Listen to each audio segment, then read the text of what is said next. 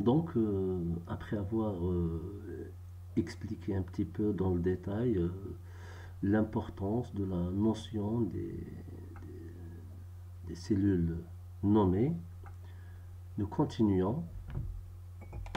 Maintenant, nous abordons la notion de plage nommée. Alors là, ici, vous avez des clients, d'accord? Client 1, client 2, 3, 4, jusqu'au client 16. Et vous avez des quantités, les quantités vendues ou volume de vente ou le montant de vente. Vous considérez ces chiffres comme vous voulez, d'accord? Voilà. Alors, on cherche la quantité vendue par produit à tous les clients, d'accord? Donc, si l'on choisit la méthode la plus classique, carrément, on va là, on clique somme. Bon, Excel nous propose de sommer sur la ligne. Nous, on choisit plutôt de sommer sur la colonne. Alors, on valide et c'est bon. D'accord? Idem pour 2. Je vais chercher la somme d'une autre manière. Égal, que vous cherchiez la somme, que vous appelez la somme par là ou par là, c'est la même chose. Égal, somme, voilà. Excel vous demande de définir la plage. J'efface. Pour le produit 2, voilà, je lui donne la plage. Ben, il me propose, est-ce qu'il y a un deuxième nombre? Non, je somme les cellules à partir de D4 jusqu'à D19. Je vérifie, c'est bien D4. Là, je suis au niveau de la cellule 19. Il me donne déjà un aperçu. 3200. OK, je valide. Je valide, d'accord? Euh, mais on va faire autrement. Ça va, comme ça, aller chercher la somme comme ça, sélectionner toute la plage, valider, ça prend quand même beaucoup de temps. Je vais effacer, d'accord, pour vous montrer l'utilité des plages nommées. Alors, qu'est-ce que je vais faire? Carrément, je vais sélectionner cette colonne et c'est une plage de cellules. Je vais lui donner un nom. Je vais d'ailleurs donner le même nom. Sinon, QProd1. QProd1. QProd1. Je valide. Si vous ne validez pas par entrée, le nom ne sera pas attribué à cette plage de cellules. Entrée. D'accord? Je reviens là. Deuxième colonne. J'efface. QProd2. Prod 2. Je valide. Entrée. Si vous ne validez pas, le nom ne sera pas attribué à cette plage de cellules. Idem pour le Q quantité vendue, prod 3. Voilà. Q prod 3. Est-ce que j'ai validé? Pas encore. Ouais, j'allais quitter cette plage de cellules sans valider. Parfois, ça peut arriver. Alors, oui, QProd 4. QProd 4. Attends, je valide. C'est bon. C'est bon, vous avez maintenant des plages nommées. Je vais défiler ici. Bon, vous avez toute la liste des plages nommées. Si vous cliquez ici, donc Excel va vous faire correspondre le nom à la plage. D'accord? Je clique là par exemple. C'est bon. OK. D'accord. Maintenant, je vais là. Je vais mettre égal. Bon, je dois enlever la majuscule. Égal. Je vais ramener ma fonction. Elle est là. Si vous ne trouvez pas votre fonction ici, regardez ou sélectionnez une catégorie. Les dernières. Excel, tout le temps, il vous affiche les dernières fonctions que vous utilisez dans la journée ou dans l'intervalle horaire dans lequel vous travaillez. Sinon, si vous ne trouvez pas votre fonction, alors cliquez là, tous. D'accord? Tous. La fonction somme commence par S. Je pousse sur mon clavier S. Je vais un petit peu plus bas. Somme. Voilà. Je clique. C'est bon. Alors, Excel me propose une plage de cellules. Je l'efface. Maintenant, F3. Je pousse sur mon clavier, sur la touche F3. Et voilà. Excel, la touche F3 me permet donc de visualiser mes cellules nommées et mes plages nommées. Mes cellules et plages nommées. Alors, Q produit 1. OK. Voilà. Excel me demande est-ce qu'il y a un deuxième nombre? Non. Déjà, j'ai un aperçu de résultat, 3400. OK, 3400 pour le produit 1. Est-ce qu'il y a un moyen de vérifier que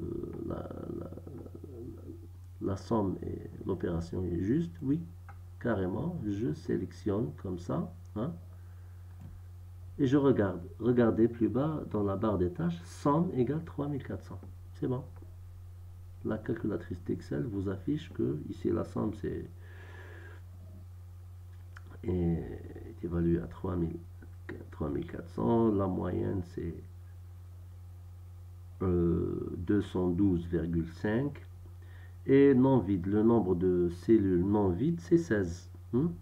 1, 2, 3, jusqu'à la 16e.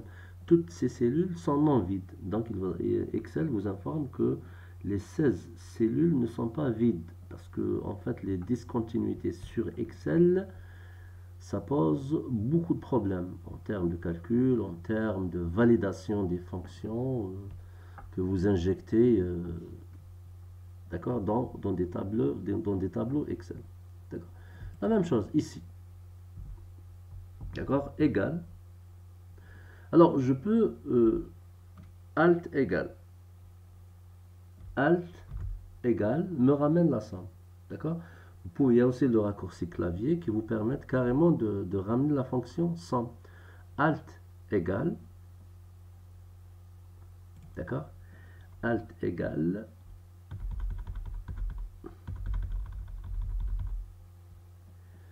F3. Produit 2. Quantité produit 2. OK. C'est bon. Qu'est-ce qui se passe là? Non, non, non, non. Les quantités vendues. Attendez. Égal fx. Et parce qu'il a calculé la valeur absolue. Somme.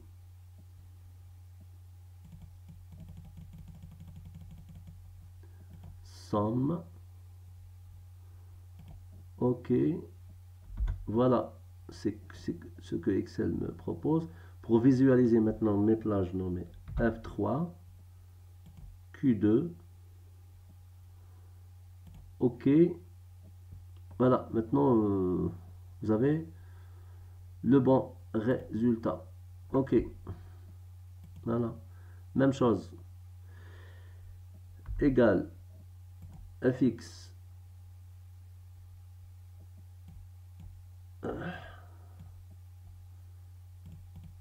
S non S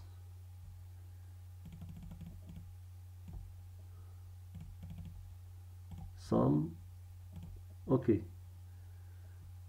Attention, F3. Plage nommée Q3. OK. OK. Même chose. Égal fx S. Non. Vous sélectionnez n'importe quelle fonction et vous mettez S. Voilà. Somme. OK. j'efface la plage proposée par Excel, mais je vérifie si la plage proposée par Excel est juste, je la garde. Mais sinon, là, il va proposer une plage qui n'est pas la bonne. Donc, pour visualiser mes plages nommées F3, Q, produit 4, OK, je valide, c'est bon. C'est bon. Donc, regardez que, en fait, la notion de plage nommée, ça nous permet de gagner énormément de temps en avec combinaison de certaines touches de votre clavier. Voyons maintenant, nous allons essayer d'appliquer ça, la notion de plage, cellule et plage nommée, ici, sur cette tâche-là, au niveau de cette tâche-là. Alors, regardez, vous avez donc, pour l'année 2019, vous avez des mois, de janvier jusqu'à décembre. Vous avez des clients et vous avez le montant, des montants ici, d'accord? Et là, vous voulez, si vous avez, bon, ça c'est une base de données ici tout à fait basique et de base, très basique, d'accord? Mais imaginez que vous avez une base de données de 400 lignes, 500 lignes, d'accord? Alors, nous cherchons maintenant, nous voulons savoir le nombre de commandes par client. Nous voulons calculer le nombre de commandes par client et la somme des commandes pour chaque client. Ici, vous avez mobilise, etc., etc. La somme des commandes pour chaque client et le nombre de commandes effectuées par client. D'accord? Voilà. Qu'est-ce que j'ai là, en fait? Là, je vais nommer ces deux plages, la plage client et la plage montant. Cette plage-là, bon, cette plage-là, je vais lui donner un nom. Je vais l'appeler. Tout d'abord, je vais voir est-ce que j'ai déjà une plage nommée client. Ah, non. Ok. Je vais lui donner client. Le nom client. Attention, valider par entrée. Si vous ne validez pas, Excel ne va pas attribuer l'appellation client à cette plage-là. Là, montant. Les montants. Les montants ou les quantités vendues. On va dire montant.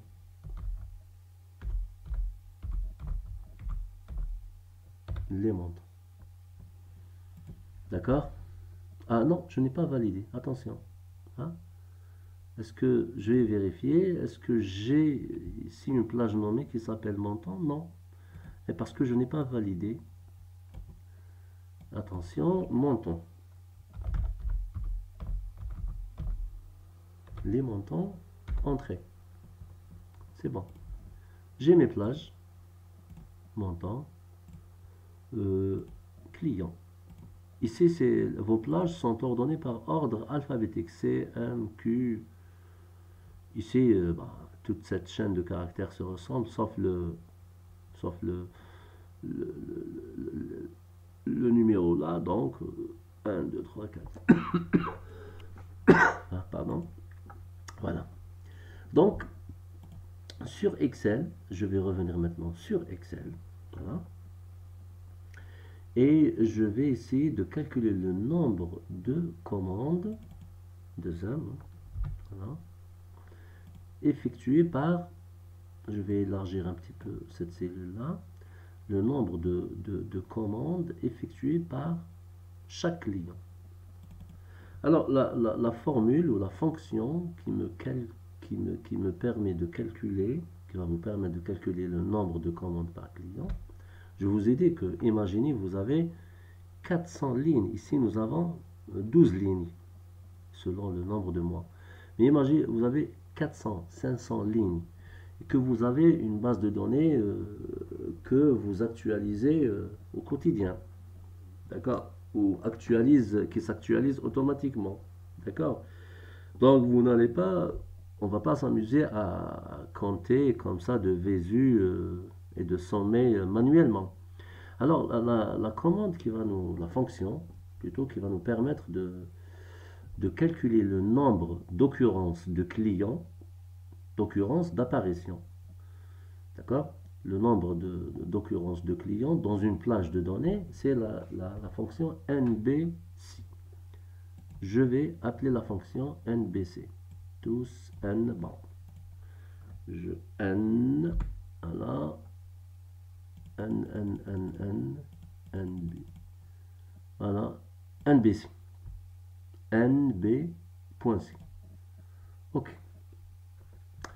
Alors, ici, regardez l'intérêt des plages nommées. Ici, on n'est pas en train de parler des cellules nommées. Ça a fait le cas du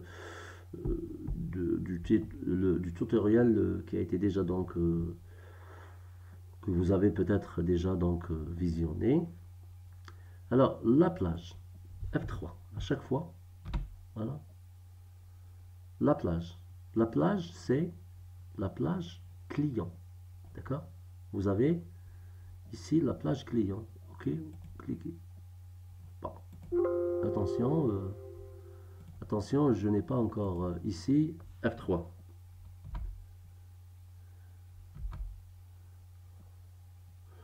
Attendez, je reviens en arrière, je repars dans ma fonction. Voilà. N NBC. Voilà. Alors, la plage. La plage, c'est la plage client. Vous avez déjà attribué à vos clients, vous leur avez déjà attribué donc un nom. Ok, c'est la plage client. Ok, voilà. Le critère, eh bien le critère c'est ça. Vous êtes en train de demander à Excel de tester le nombre d'apparitions, par exemple, du client Deezer dans cette plage de données. Déjà, il m'affiche 0 parce que je n'ai pas l'opérateur téléphonique Deezer ici. Deezer. Voilà. OK. Double-clic. Et c'est bon. Est-ce que c'est vrai? Aleph, non. Il n'existe pas. D'accord? Dans cette plage de données. Condor. Condor, vous l'avez ici, Condor. Et ici, 2 fois. Mobilis, 1, 2, 3. Très bien. Donc vous avez ici le nombre d'occurrences de chaque client, d'accord, qui a été donc, qu'on a pu obtenir grâce à la fonction NBC. NBC qui vous demande seulement 2 informations. La plage où regarder et le critère. Le critère, donc, c'est le client. Le client, vous demandez à Excel de tester, de passer par toutes ces cellules et de tester le nombre d'occurrences d'un client X. D'accord? Très bien, je vais là. Maintenant, la somme des commandes. La somme des commandes par client. Ok? Eh bien, la fonction qui va nous permettre de sommer, par exemple pour Mobilis, elle va sommer donc 3 valeurs. Si vous avez donc un tableau de 400 lignes, ne vous inquiétez pas, de 1000 lignes, eh bien la somme SOMMCI, la fonction SOMMCI, va permettre de calculer la somme des commandes, quelle que soit la répartition, d'accord, la répartition des clients sur la plage de données qui peut s'étaler sur des centaines ou des milliers de lignes. D'accord? Alors, égale fx, je clique là, je choisis n'importe quelle fonction, s, je descends plus bas, SOMMCI. La voilà. SOMMCI. Alors, la fonction SOMMCI vous demande 3 informations. Alors regardez, deux informations en gras et la troisième qui n'est pas en gras. D'accord? Cela veut dire qu'il y a deux informations obligatoires. D'accord? Alors, la plage. La plage, ça concerne les clients. D'accord? Alors, la plage, toujours donc pour visualiser vos plages nommées ou vos cellules nommées, la fonction, la touche F3. Et bien, la plage, je vais regarder ici. OK. Le critère, c'est-à-dire l'unité de test. Ben, l'unité de test, c'est ça. GZ. D'accord? Ensuite, Excel va donc tester Aleph, Mobilis, Nejma, etc. L'assemblage, c'est-à-dire Excel nous demande, de lui indiquer les montants. L'assemblage. L'assemblage des montants, toujours donc F3. F3, eh bien, les montants. OK. Déjà, vous avez... Bon, enfin, toutes ces fonctions-là, vous pouvez bien évidemment les saisir à la main. Hein. Mais moi, je vous conseille en fait, de travailler de deux manières différentes. En tant que débutant, il vaut mieux parfois saisir vos fonctions à la main afin que vous puissiez comprendre la logique de fonctionnement de ces fonctions-là. D'accord? Sinon, vous pouvez aussi appeler vos fonctions, d'accord, en poussant ici, sur fx. D'accord? Donc vous avez un aperçu 0 pour GZ parce que pour GZ, donc vous n'avez pas, GZ ne fait pas partie de nos clients. D'accord? Clic. Si je descends juste là, Aleph aussi ne fait pas partie de nos clients. Ok, très bien. Voilà. Juste pour vérifier par exemple, pour Mobilis, vous avez pour Mobilis, je sélectionne les trois. Non, je commence par là. Oui, pour Mobilis. La somme. C'est combien? 34 000. Regardez là. La somme, c'est 34 000. Oui, c'est 34 000. Pour Condor, vous avez ce montant. Je pousse sur contrôle et ce montant-là. 25 500. Pour Condor, 25 500. D'accord? Regardez l'importance et l'utilité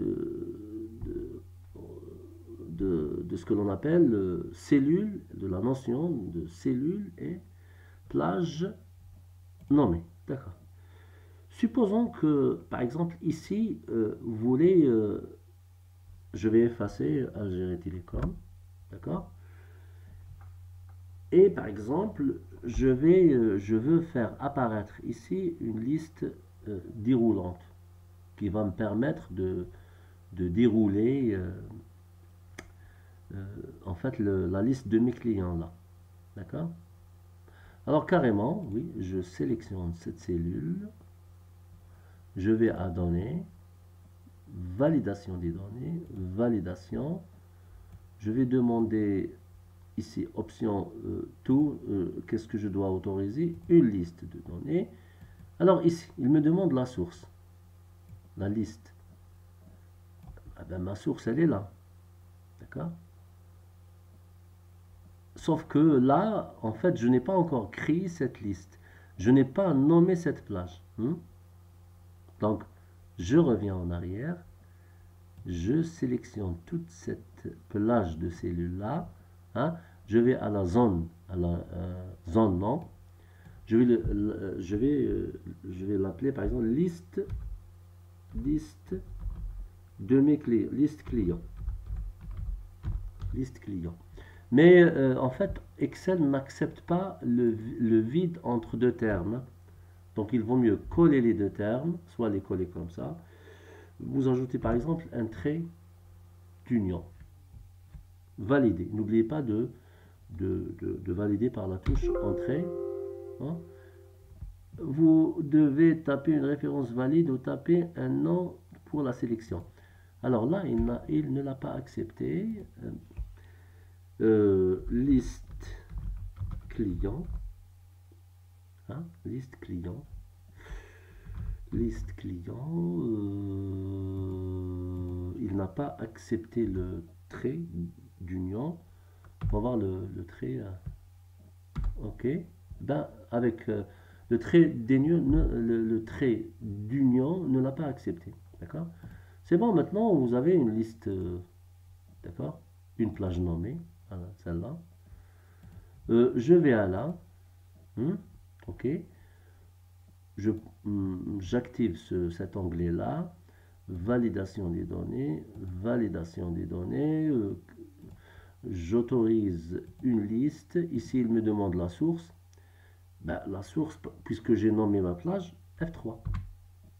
F3, liste client. Ok. Ok. C'est bon. J'ai ma liste. Aleph. Il n'y a rien. Regardez la modification ici. Hein. Aleph. Pour Mobilis, vous avez un montant de 34 000. Bon, on peut maintenant formater cette cellule. Format monétaire, nombre monétaire. Ok. Format monétaire. Ok. Format monétaire. La liste déroulante. Donc pour Jeezy, vous avez 34 000 dinars. Non, pour plutôt Mobilis, vous avez 34 000 dinars. Si je vais encore l'ajouter ici, Mobilis.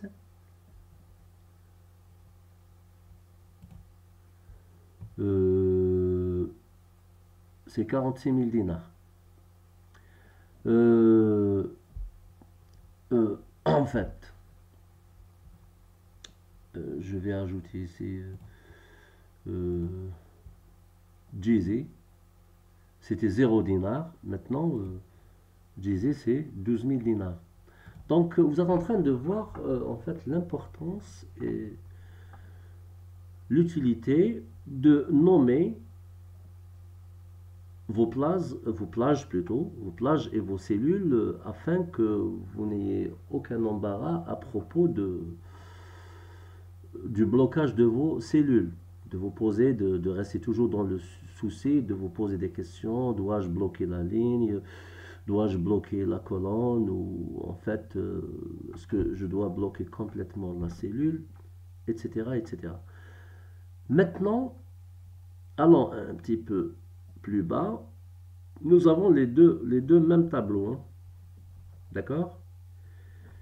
Et là, en fait, la remarque que je ne vous ai pas donnée au début, c'est que maintenant, la notion de plage et cellule, plage nommée, cellule nommée, elle est toujours utile, bien sûr, mais elle n'est que très peu utilisée. Pourquoi?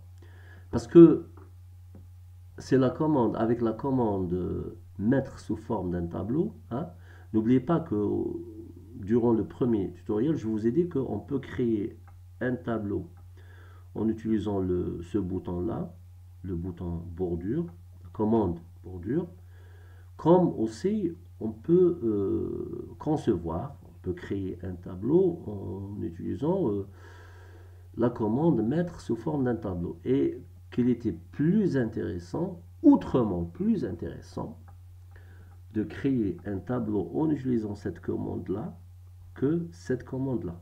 D'accord? Alors, nous allons voir l'importance. Donc, la notion de plage et cellule de plage nommée, elle n'est pas très utilisée maintenant parce que, en fait, c'est cette commande-là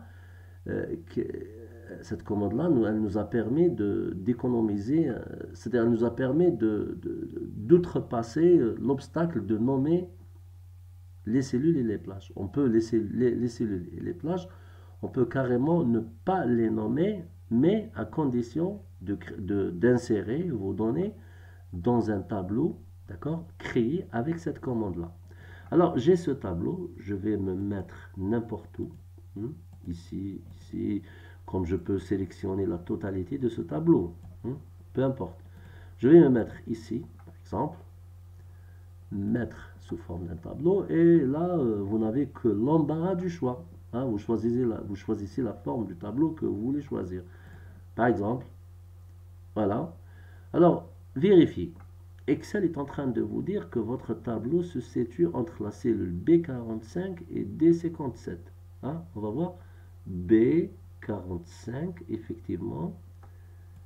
Et cette cellule-là, D, D combien? 57, effectivement. Excel est en train de vous dire que votre tableau comporte des en-têtes. Oui, vous avez l'en-tête 2019, l'en-tête client et l'en-tête montant. Ok, je valide. C'est bon. Et maintenant, vous avez un bouton. D'accord. Vous avez créé un tableau à l'aide de la commande mettre sous forme d'un tableau. Je vais recalculer le nombre de commandes et la somme des commandes sans repasser sans avoir besoin d'appeler mes cellules et plages nommées, sans avoir besoin d'utiliser, de saisir, sans avoir besoin, voilà, comme ça va paraître plus utile, sans avoir besoin de saisir à chaque fois, sélectionner une plage, lui donner un nom, sélectionner une deuxième plage, lui donner un nom. Imaginez que vous avez un tableau de 40 colonnes. Vous serez obligé de sélectionner 40 fois et de saisir 40 fois le nom de chaque colonne. D'accord. Alors, la fonction qui nous permet de calculer le nombre de commandes par client, c'est bon, vous la connaissez maintenant, égale, attention, il faut toujours commencer par le signe égal, je vais l'appeler, égale NBC. Pour ne pas avoir tout le temps à chercher la fonction, là, vous avez, nous avons figuré tous, ici, les dernières utilisées. Voilà, les dernières utilisées. Alors, la fonction, c'est NB, la fonction qui va nous permettre, vous avez déjà, lorsque vous cliquez, vous la choisissez, vous la sélectionnez, vous avez un commentaire, détermine le nombre de cellules non vides répondant à la condition à l'intérieur d'une plage. Ok. Ici, ma plage. J'ai la plage et le critère. Et bien, ma plage, en termes de fournisseur, elle est là. C'est cette plage-là. Puisque j'ai créé mon tableau à l'aide de la commande mettre sous forme d'un tableau, et bien, regardez qu'est-ce qui se passe. Je vais me mettre ici. Attention. Hop. Voilà, je vais me mettre là. Dès que vous voyez le pointeur de votre souris prendre cette forme-là, vous cliquez. C'est bon? C'est bon. Votre plage, elle est là. Vous n'avez pas besoin de la nommer. D'accord? Excel vous dit que votre plage, ça s'appelle client et elle appartient au tableau, au troisième tableau. D'accord? Ça, c'est le troisième mot à compter. Le troisième tableau dans cette feuille de calcul. Ok. Le critère. Vous avez un commentaire ici. Mon critère, c'est ça. D'accord? Je vais demander à Excel de calculer le nombre d'occurrences du terme disait. Mais pour Excel, il va prendre l'adresse de ce contenu. Le contenu, c'est le contenu de cette cellule. L'information contenue dans cette cellule, c'est JZ, opérateur téléphonique, de la téléphonie mobile, JZ, qui est contenu dans l'adresse H46. OK. Double-clic. c'est bon. Est-ce que c'est vrai? Est-ce que, bon, Mobilis, vous avez trois fois l'occurrence. La fréquence d'apparition. Vous savez, 3 fois, il est mentionné 3 fois ici le mot Mobilis dans cette plage de cellules. Ok. Ici, la somme des commandes égale la, je vais appeler la fonction, d'accord, par là, somme si. Vous avez même la syntaxe, si jamais vous voulez saisir à la main, alors somme.c, la plage, point virgule, critère, point virgule, somme plage. D'accord? Ok. Alors, la plage des fournisseurs, elle est toujours là. Hein. Dès que votre... Alors, si vous avez créé, en revanche, si vous avez créé un tableau en utilisant le bouton bordure, ben, vous n'aurez pas cette fonction-là, cette fonctionnalité-là, cette option-là, vous ne l'aurez pas. D'accord? Alors, la plage, je clique, c'est bon, il me donne la plage. Le critère, ben, c'est la cellule test. L'assemblage, ben, elle est là. Attention, là, vous êtes à l'extérieur du tableau. Là, vous êtes trop à l'intérieur de votre tableau. Hop, vous mettez juste là. OK. D'ailleurs, même lorsque vous choisissez, déjà vous avez ces clignotants qui vous indiquent la zone. OK. Résultat 0. Déjà, vous avez donc un aperçu de résultat 0 parce que pour Jay-Z, Jay-Z n'a effectué aucun achat, d'accord, durant toute l'année 2019 auprès de votre entreprise ou boutique. OK. Double-clic. Très bien. Vous avez vos sommes.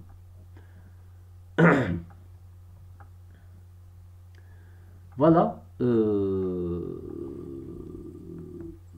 En fait, le prochain tuto, pour la prochaine série de tutos, nous allons la consacrer à quelques, quoique dans le cadre des tutos qui ont été déjà donc réalisés, nous avons quand même vu quelques fonctions, hein, la fonction somme, la fonction somme-si, la fonction nb-si, etc., etc. D'accord? Dans les prochains tutos, nous allons voir, d'accord, d'autres fonctions, pour le moins qu'on puisse dire très importantes, d'accord?